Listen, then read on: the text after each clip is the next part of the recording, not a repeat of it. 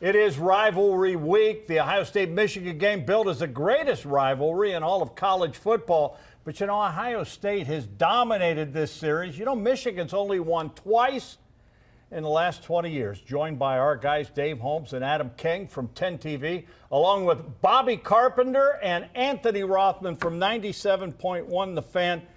Men, how in the world has this happened? The people in Ann Arbor walk around, they look to be stunned that they just don't win anymore. I don't know if they remember, Bob, because let's do a little math quickly here, guys.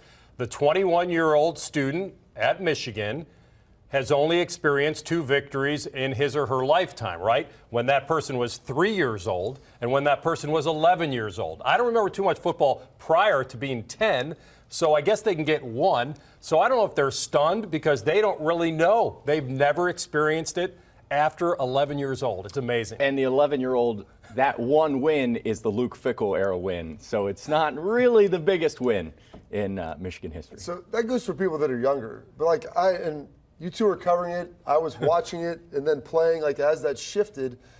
But this is no different than 2-9-1, 2-11-1, whatever it was for the years into the late 80s, early 90s, then into 2000. So it's flipped. It's held on for a lot longer here in Columbus. But this was the feeling that Buckeyes had in 1999, 2000, walking around thinking, you get 1 or 2 every decade and you feel good about it.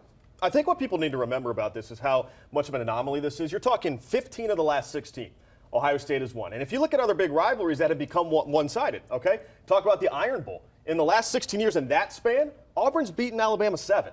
Or Red River, okay? In the last 16 years, that's gone Oklahoma's way. Texas has won 5 times. So even other rivalries that have gotten lopsided, this has gotten more lopsided than any of them. I mean, as far as big-time rivalries, it's not even close now of any of them shifting like this. All right, Bobby, you played in the game. You played for the Buckeyes, and I get beat up all the time on Twitter because I say I root for Michigan to win every game but one. I want them undefeated when we either go up there or they come in here. What fun is it beating a terrible football team? I'm happy that they're half decent this year. I mean, they're decent. But my goodness, what fun is there just beating up a team that's bad? That's about the same fun that you used to have, Dom, covering Indiana in the 2000s or maybe Rutgers in the 2010s. I mean, this is essentially what it is.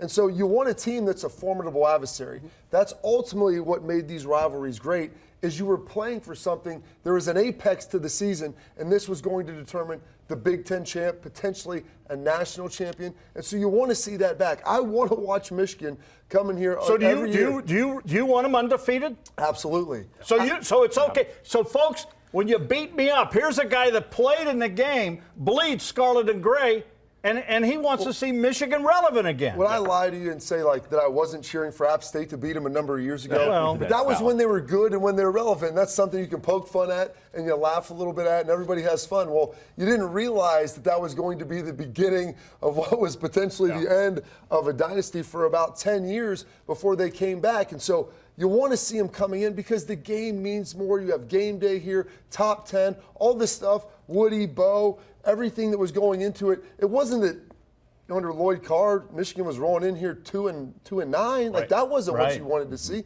You wanted to see them playing well, big-time players, Heisman Trophy candidates, all of the glamour and luster that Ohio State has. You wanted to see that on the other side. Well, yeah, and you can't really – we praise the 1 versus 2 in the game of the century, and we glorify that. Why do we do it? Because both teams were so good. I think Bobby has it right. I think you can – revel in your rival, if that makes sense, being punished and suffering. But what's the most important thing about the rivalry? Stealing something from them, taking something from them. You want to know it means as much to them as it means to you. And so if they're not good or undefeated, as you say, coming in, then it really only is, can they play spoiler? You want both teams to have the same thing on the line, at least in my mind. I think there are 2 things here, Tom. Okay, so a game like App State, which I was actually in the Big House that day, one of the craziest things I've ever seen, to watch 105,000 people. I mean, it was wild. Games like that are funny. Michigan State punt return game, that's funny. I get why Buckeye fans like to tap dance on that. But I'm with you guys that you want them 11-0 ideally because you want the most credit you can get, especially in a playoff era where it comes down to aesthetics and eyeball tests and all the nonsense we hear. So you want them beating an 11-0 Michigan team, not a 6-5 team where you're not going to get that much credit. Well, the other problem you face here is you talked about the wins that Michigan has in the last 20 years. And there's really not a lot of them, but as a Buckeye fan, you don't want to give up another win. You don't want to allow Michigan to win a game in order to keep the rivalry going. But at some point, they have to win a game, or otherwise the rivalry's just well, not Bobby gonna be can there. speak to this better than anybody. Even the reason it is a rivalry still in my mind is because Ohio State's never been complacent about it. Ohio State's always treated it as serious every year, even though they have this win streak.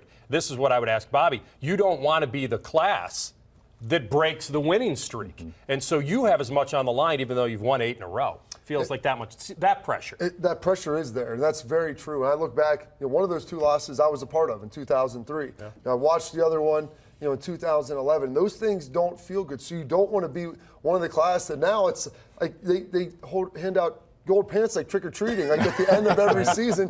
Here you go. Here's your Michigan victory. Get your gold pants. You don't want to be the team like, I got 3 out of 4 or maybe 3 out of 5. You want to be the one that got them all.